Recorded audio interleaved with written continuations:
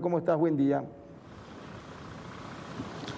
¿Qué tal? Buen día, Carlos, también a todos los compañeros. Nosotros estamos aquí en el CODI de la Fuerza de Tarea Conjunta, ya también preparados para la lupa, ¿verdad? Este día de gran debate, ¿verdad, Carlos? Donde hay muchas preguntas. Nosotros estamos en compañía del comandante de la FTC, Oscar Chamorro. Vamos a conversar con él y si por ahí necesitan hacer una consulta, voy a estar atenta al retorno.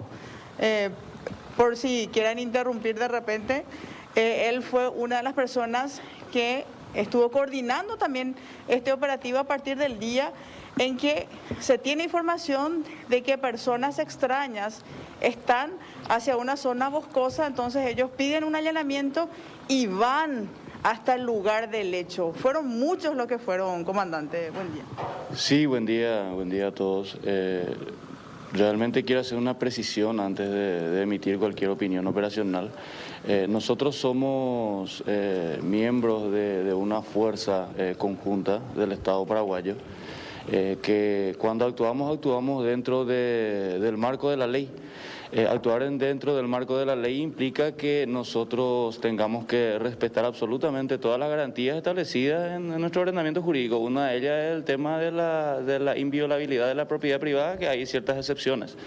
Bueno, cuando decimos que respetamos todo es porque para ingresar a revisar, a registrar, usando términos coloquiales, cualquier propiedad, obviamente nosotros tenemos las autorizaciones legales pertinentes, ¿verdad? En esta ocasión no fue la excepción, también se ha hecho todo eso y sí, dentro de eso se ha planificado y ejecutado una operación en donde hemos lanzado a dos equipos para que efectúen la revisión de un área en donde teníamos sospechas, como muchos otros lugares a veces, de que existiría presencia de miembros de estos grupos terroristas. Ahora, ¿hubo un trabajo de inteligencia? ¿Algún poblador vio algún operativo durante el recorrido? ¿Cuál fue la información que recibieron así a priori? La información, nosotros tenemos canales de información. Yo recibo funcionalmente, yo soy responsable de la parte táctica, digamos, de pergeñar la operación en el terreno y coordinar la operación en el terreno. Comandar normalmente es la palabra que se utiliza para nosotros. Y la información nos llega a nosotros por el canal de inteligencia del CODI, que es un órgano integrado en forma conjunta también por diversos miembros de Fuerzas de Seguridad del Estado. Ahora, ¿se imaginaron que iban a encontrarse con una célula del LPP, comandante? Nosotros tenemos un dicho que tratamos siempre de recordar porque es lo que, por un lado, da seguridad a la operación, y en guaraní lo decimos, oreco siempre roímos ante ana, ya siempre todo el tiempo orero, ñeimo ante ana, ñeimo ante ana, ñeimo ante ana. Con eso nosotros tratamos de vencer la rutina, porque acá son 365 días del año, 24 horas en operaciones. Entonces la rutina es nuestro peor enemigo, tanto para la seguridad, para el sigilo y hasta, si se quiere, también para evitar errores en los procedimientos. Ahora, cuando llegan a la zona, ¿cómo uno decide, bueno, ahora disparamos nosotros los militares? ¿Cuál es la señal que indica de que deben disparar? Bien, no existe una decisión de disparar tomada de antemano.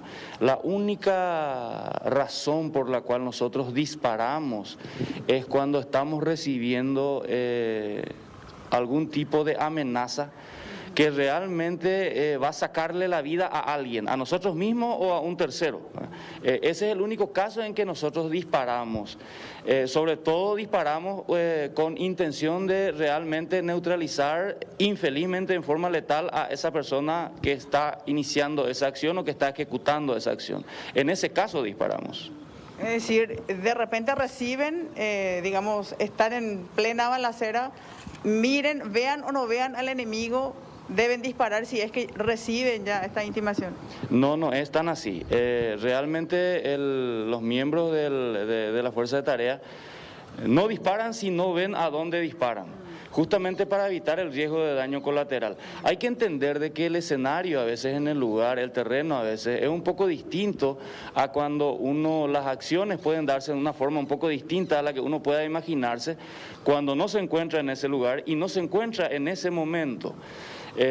Son pocas a lo mejor las personas que pudieran tener, hasta si se quiere, el conocimiento real de cómo es una situación de ese tipo. Pero nadie dispara por la seguridad, hasta si se quiere, de los propios miembros de la fuerza, si es que no veo a dónde estoy disparando. Cuesta decidir matar, comandante, perdón que sea así directa, pero yo sé que usted también es muy directo. Sí. Cuesta y bastante. Yo sinceramente no quiero prolongarme demasiado en eso, pero no se imaginan lo difícil que es sacarle la vida a un ser humano, y es porque ya no hay absolutamente otra forma de evitar que ese ser humano prosiga en sus intenciones de sacarle la vida a otro ser humano. Cuesta mucho, nosotros somos seres humanos como todos, tenemos una familia, tenemos hijos, tenemos que dormir en las noches y piensan que es fácil decidir en esa fracción de segundos, saber de que su acción puede terminar con la vida de un ser humano. No es nada fácil. Ahora, el personal que ingresó ahí en esa zona, que vimos que es un monte espeso y que apenas inclusive una persona puede ingresar por la espesura, ¿qué pudieron ver del EPP? O sea, ¿qué observaron ellos? ¿Cantidad, ropa, armamento? Bien, hablemos primero del terreno para entender el escenario, ¿verdad? La área boscosa que se encuentra ahí es una área boscosa muy extensa, de aproximadamente en total, en una mancha uniforme, de aproximadamente 10.000 hectáreas. El lugar en cuestión que nosotros teníamos como misión revisar, registrar, cerciorarnos de qué hay y qué no hay en ese lugar, estamos hablando solamente de esa área en cuestión, misión para esos dos equipos que entraron, de más o menos 1.500, 1.200 hectáreas. Ese bosque, por llamarlo así, no tenía ni un solo sendero, por ejemplo. Se camina a través del monte, eludiendo, peleándose con la propia vegetación, por decirlo así. ¿No es que uno puede correr? No, correr rápido depende, ¿verdad? Cuando hay adrenalina es un poco diferente la situación, cuando no hay adrenalina es diferente la situación, cuando te moves para que no te escuchen es otra situación. Y sobre todo la visibilidad. En ese lugar, habida cuenta de las características de la vegetación, no hay una visión así demasiado en profundidad. Y en ese contexto nosotros entramos, nos dividimos en dos grupos, obviamente, por eso hablo de dos destacamentos, y se progresa en forma sigilosa, para evitar al máximo la detección por parte de personas que se encuentren en ese lugar y poder acercarnos lo más posible, porque nuestra intención es acercarnos y capturar, no es acercarnos y matar. Y por otro lado, algo que voy a dejar bien enfáticamente, nosotros no atacamos el lugar. Esa definición es totalmente, hasta si se quiere, absurda. Nosotros no atacamos el lugar, nosotros entramos a revisar el lugar. Los atacados fuimos nosotros. Ahora, cuando luego de que terminó la balacera, se acercaron y vieron los cuerpos de que aparentemente se trata de niñas o adolescentes, ¿qué es a qué conclusión llegaron, comandante? Bien, nosotros hacemos el trabajo, digamos, cada uno en un área funcional. No nos compete hacer ese tipo de evaluaciones porque nuestro trabajo termina en el momento que nosotros aseguramos, por decirlo así, la zona, para que en ese momento nosotros podamos avisarle al personal del Ministerio Público, está todo ok, ya no hay riesgos para la vida de nadie, pueden ingresar. Y voy a repetir otra vez eso, nosotros dejamos entrar a la gente, por decirlo así, extraña a esos dos destacamentos una vez de que se haya asegurado el área inmediata donde sucedieron los hechos. No es que eso sucede en una eternidad, sucede en una, por decirlo así, en una fracción de minutos a veces. Y en esa fracción de minutos se deciden cosas, se ejecutan cosas. Y poniendo en contexto, la primera patrulla, o por decirlo así, el primer destacamento que tiene contacto choca con un puesto de centinela. Es inequívocamente un puesto de centinela, porque en ese lugar lo que alcanzamos a divisar, vamos a decir solamente lo que nos consta, lo que alcanzamos a divisar fueron 4 personas. Por las características del lugar, imagínense, traten de entrar en el escenario, acercándonos sigiloso, teniendo en la cabeza, ¿verdad?, de que al ver ya aparentemente movimiento humano en el lugar, podría tratarse de personas, de estos criminales. Voy acercándome en forma sigilosa lo más que puedo. Y en ese momento detectan el movimiento y casi en forma instantánea, entre decir alto y tratar de identificarse, ya recibimos los disparos en forma casi simultánea. ¿Qué hacemos nosotros? Respondemos el fuego, pero solamente respondemos el fuego porque vimos a personas que nos estaban disparando. En ese momento, que dura fracción de minutos, un enfrentamiento de esas características, nosotros continuamos avanzando. Al continuar avanzando encontramos ya físicamente lo que era el puesto de centinela, donde habíamos divisado las personas. Encontramos para nosotros una persona, todavía en ese momento no hay forma ni siquiera de saber quién es, a veces ni el sexo de esa persona, porque hay que seguir haciendo el trabajo si sigue siendo peligroso el lugar. Se sobrepasa, se ve que no haya riesgo en ese lugar, se continúa avanzando y aproximadamente a 80 metros, y conste que no se ve desde el puesto de vigilancia, de los terroristas, donde ocurre el primer contacto, desde ahí no se ve el campamento. Y el campamento se encuentra aproximadamente a no más de 80 metros del lugar. Se continúa avanzando, se llega al campamento principal y ya no se encuentra nadie en el campamento principal. Uno puede ahí inferir de que al chocar contra el puesto de centinela, en donde se encuentra en la batida, el personal que se encuentra en el campamento huye. ¿Cree que los integrantes del EPP entregaron a sus presuntos hijos hasta el momento? Bien, la definición de entregar es un poco difícil en este contexto. Los hechos son: colocan a sus soldados, por llamarlo así, al personal más inexperiente, al personal con menos años dentro de la facción criminal, los colocan en los puestos de centinelas. ¿Para qué?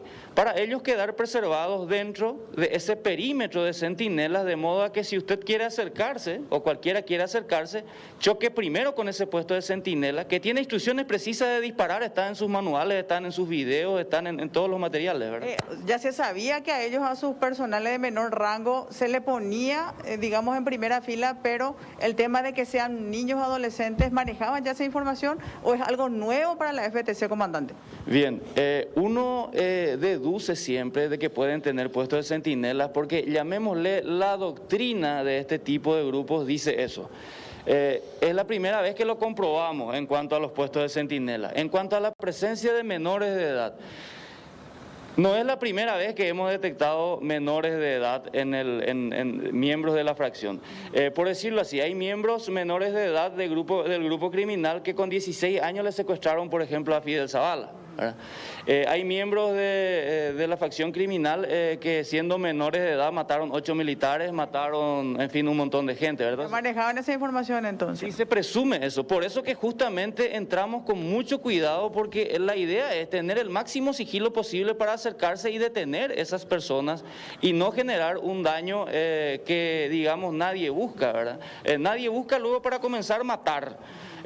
Les puedo asegurar que uno no vive muy cómodo sabiendo que tuvo que haberle sacado, sin tener otra opción, la vida a otro ser humano. Entonces tratamos de acercarnos lo más posible para que, si es posible, agarrarles, como dice la gente, ¿verdad?, sin tener que disparar ni un solo tiro. Esa es la mejor operación para nosotros. Comandante, ¿no tenían otra opción? Ninguna otra opción desde el momento de que las personas que se encontraban enfrente del grupo continúan disparando. Es imposible, ya tuvimos un herido, ya cae el teniente, ¿verdad? Se toca el rostro del teniente y mana sangre de su rostro. Entonces, evidentemente, no están con intenciones de entregarse, ¿verdad? Comandante, ¿cuál es el mensaje para la ciudadanía que está cuestionando el fallecimiento de estas dos niñas, criticando de repente un sector, ¿verdad?, la labor de la FTC? Bien, nosotros entendemos que a veces hay ciertas frustraciones de la sociedad. También entendemos perfectamente, y esto cualquier estudioso de la guerra con este tipo de facciones le va a decir también, va a coincidir, de que existe una contraagenda de gente que ya está ideologizada también en un sentido y que no hay forma de que ni hagamos lo que hagamos, siempre va a encontrar una excusa para poder criticar a los órganos del Estado que simplemente están tratando de hacer su trabajo. Y digo simplemente, no es tan simple. Por otro lado, esas críticas son entendibles.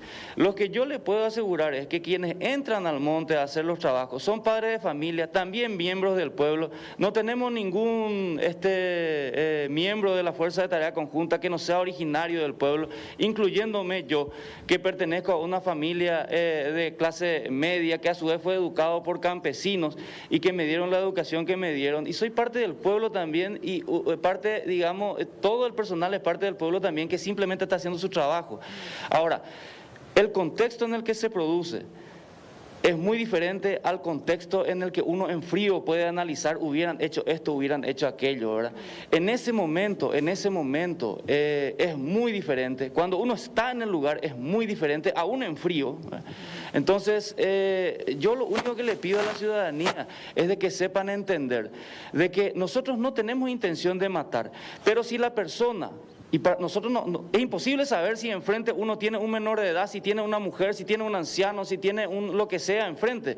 Para nosotros es una persona con uniforme, básicamente de ellos, disparándonos. Hiere a uno de nuestros personales ya. Entonces, obviamente, nosotros no podemos estar ahí preguntando primero, ¿verdad?, qué es o de qué naturaleza es la persona que se encuentra ejecutando esa amenaza y que no cesa en esa amenaza. Entonces, lastimosamente tenemos que llegar a eso.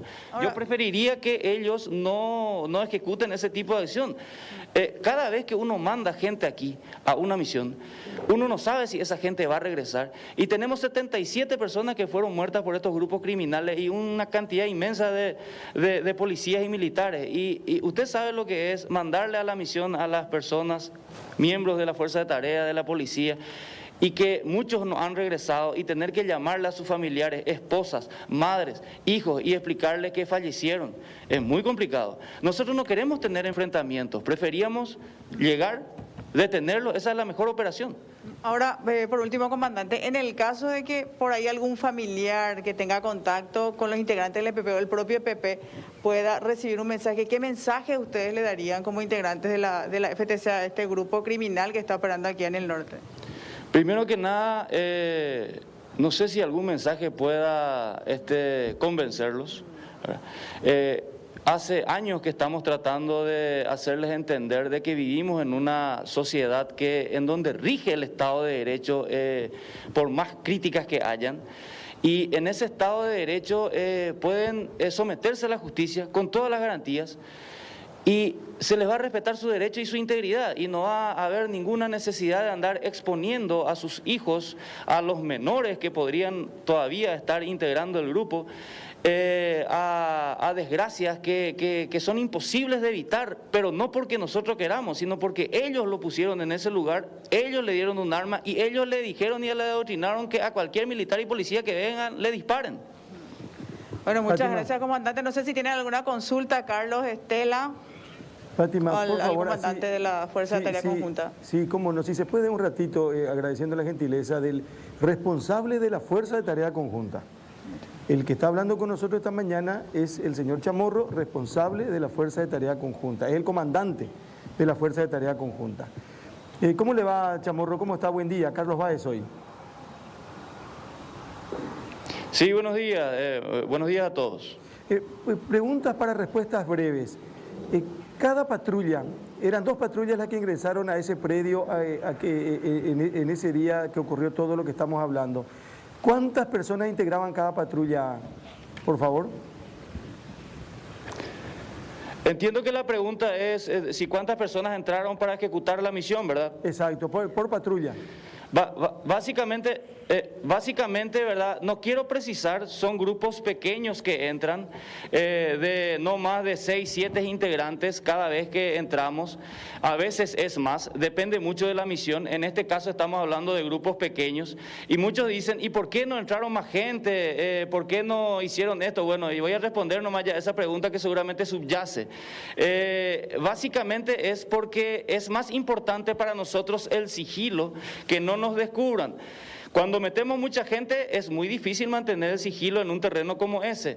Entonces tratamos de meter poca gente justamente para que el ruido, digamos, no sea tal y podamos acercarnos lo suficiente justamente con la intención de capturar. Porque si no va a ser más fácil, ¿verdad? Directamente, no sé, lanzarle una bomba a la gente, ¿verdad? Pero no podemos hacer eso.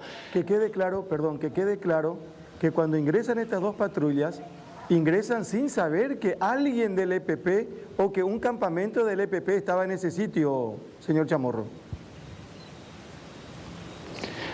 No pude entender bien la pregunta, estoy con ruido. Insisto, y disculpe. Cuando estas patrullas ingresan a este predio, no estaban convencidos y no estaban seguros que gente del EPP estaba en ese sitio y que había un campamento del EPP en ese sitio. Te repito.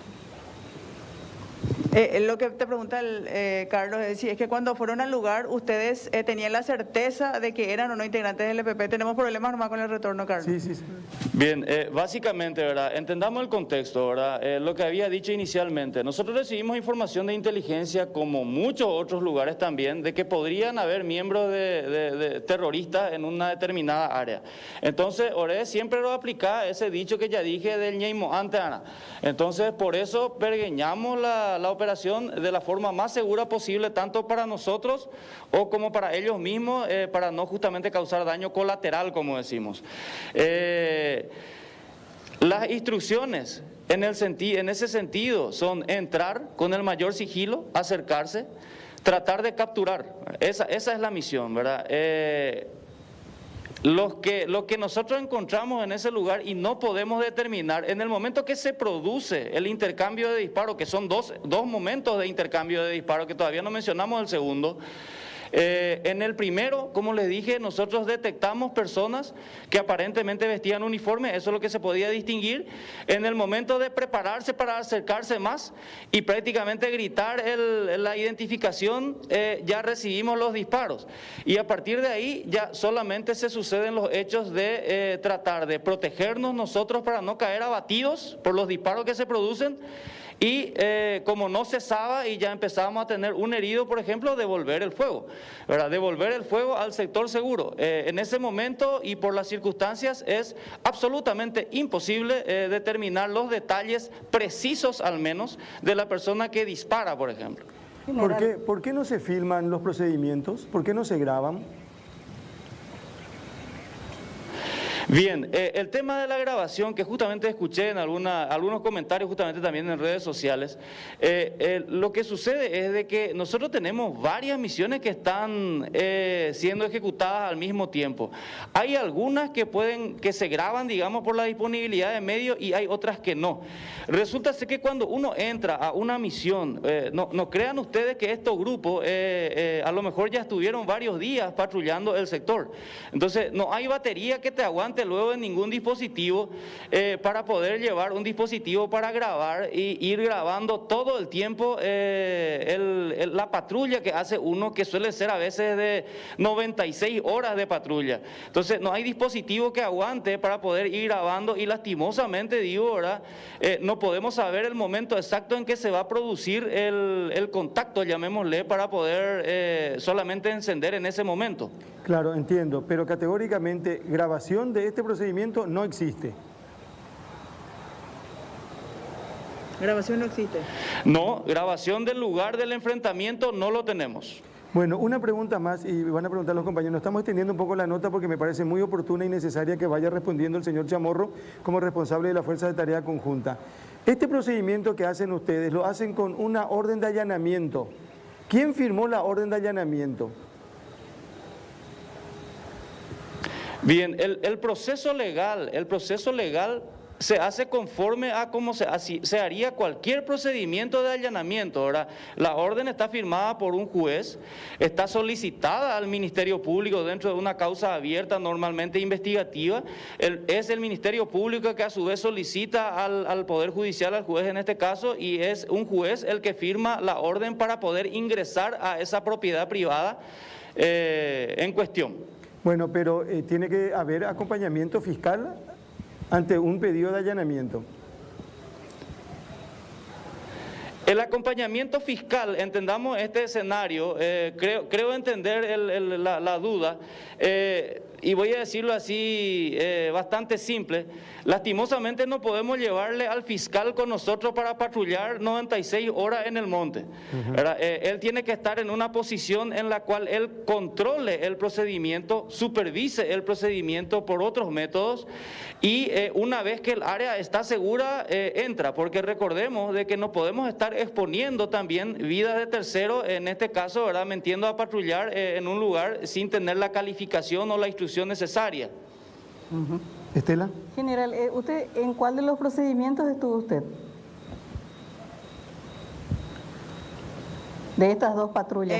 No llega bien el retorno, ¿puede repetir, Estela? Sí, el general 1, bueno, si estuvo en el procedimiento en sí, esto, ¿y en cuál de ellos estuvo? ¿En el primero o en el segundo?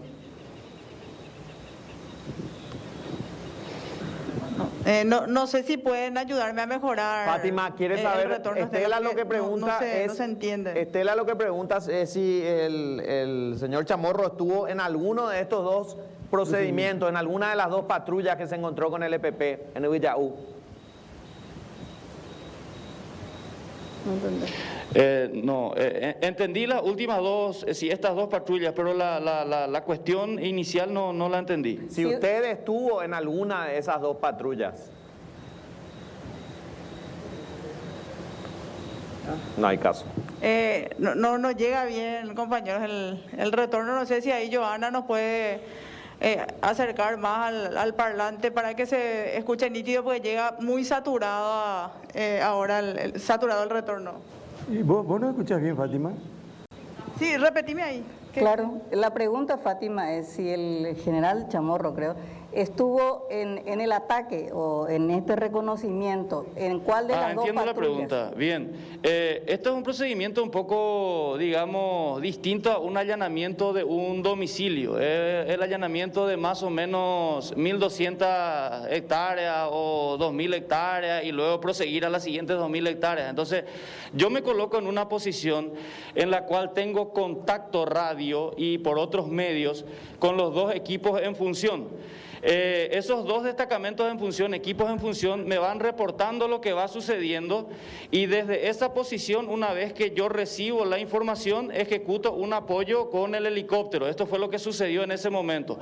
Resumiendo un poco, entran los equipos, patrullan, me van reportando por radio, y de acuerdo a la necesidad yo me aproximo más o llego al lugar con el apoyo que se requiera en este caso.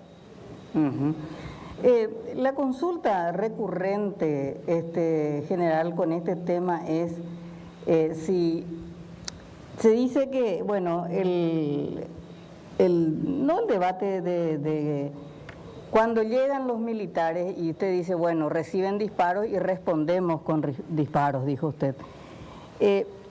No existen, la pregunta la hacía un juez, y repito la pregunta del juez, ¿no tienen francotiradores de modo a inhabilitar nada más a los guerrilleros? Porque también un guerrillero vivo es muy importante para tener datos, que entrar a matar.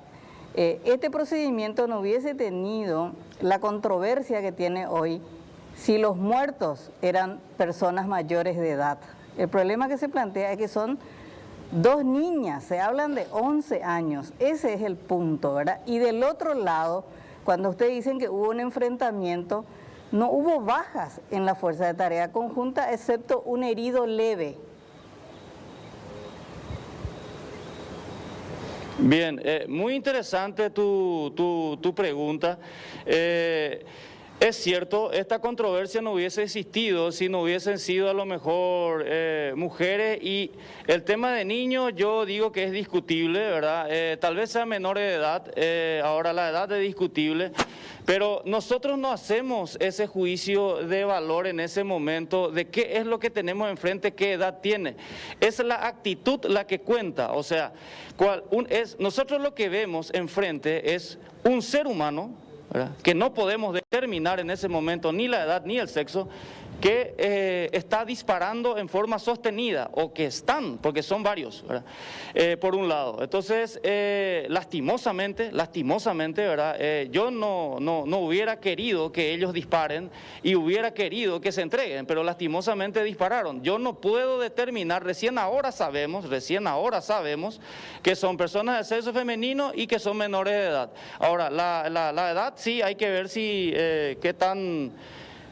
cuál es la edad real que tienen, ¿verdad? Pero eso yo creo que hay otras personas que se pueden explayar un poco mejor en ese sentido. Ahora, también el cuestionamiento, ¿cómo es que hubo un intercambio de disparos y no hay ningún personal de la Fuerza de Tarea abatido? O sea que necesitamos tener una muerte más de gente que quiera hacer cumplir la ley para que el procedimiento sea válido. No me parece justo eso desde ningún punto de vista, por un lado. Y por otro lado, ¿verdad? Nosotros somos personas entrenadas también, en donde buscamos proteger a los compañeros que tenemos a nuestro lado, protegernos nosotros mismos y tratar de cumplir la misión dentro del marco de la ley. Eso significa que también nos protegemos, ¿verdad? Porque claro, si no, imagínense el contexto después. Matamos, entre comillas, a 2 personas que no eran los importantes y encima murieron militares. Tampoco hubiera sido a lo mejor muy agradable ni justificable la situación, ¿no es cierto? Claro, en eso nomás ahí entra el debate general con respecto al uso racional de la fuerza a la que están obligadas las Fuerzas Armadas, la policía y hasta los ciudadanos comunes como nosotros. Incluso a la hora de un debate sobre defensa propia se analiza si tu reacción fue racional, ¿verdad? O sea, si yo le meto 7 disparos a un ladrón que entra a mi casa, probablemente yo me vaya preso y el ladrón tenía un cuchillo nomás. Así se debate en términos legales. A eso nomás, general, es que estamos hablando de esta situación, de esta controversia, que ustedes no pueden negar que hay una controversia. Hoy hay una crispación internacional con respecto a esta situación. Entonces, esas son las preguntas que ustedes tienen que responder. Y además la otra, que yo no sé si tiene que ver con eso, la Fuerza de Tarea Conjunta, o ya es un rol de la Fiscalía,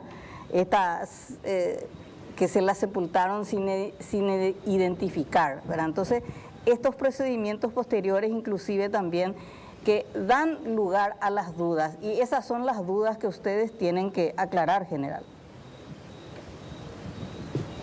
Sí, justamente por eso celebramos mucho, ¿verdad?, el interés de la prensa, y celebramos mucho también, no sé si se han dado cuenta, cómo nosotros estamos siendo muchísimo más, por llamarlo así, aperturistas con relación a poder explicar a la prensa, sobre todo, para que sea el vehículo de comunicación que llegue con la verdad, y con la verdad que nos consta, no con la verdad que imaginamos, a la sociedad, porque finalmente nosotros somos funcionarios que estamos al servicio de esa sociedad. Ahora, quiero hacer unos pequeños comentarios con relación al uso racional de la fuerza.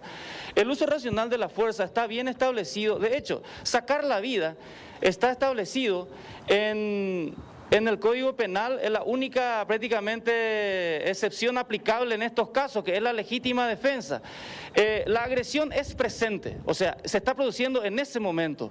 Es antijurídica. Nosotros nos identificamos, Fuerza de Tarea, alto. Obviamente no le estábamos causando ningún daño en ese momento, ¿verdad? No había ningún otro medio para desviar esa amenaza letal hacia nosotros. Continuaban disparando. Entonces no había otra forma de hacer el procedimiento. Entonces se cumplen estrictamente en los preceptos de lo que podríamos llamar la legítima defensa y el uso racional de la fuerza. Porque voy a poner contexto, uso no racional de la fuerza sería a lo mejor hay 2.000 hectáreas y quemar las 2.000 hectáreas para que muera la gente ahí adentro asfixiada, o lanzar una bomba. Eso tal vez sería un uso irracional de la fuerza en el contexto en el cual se produce los hechos.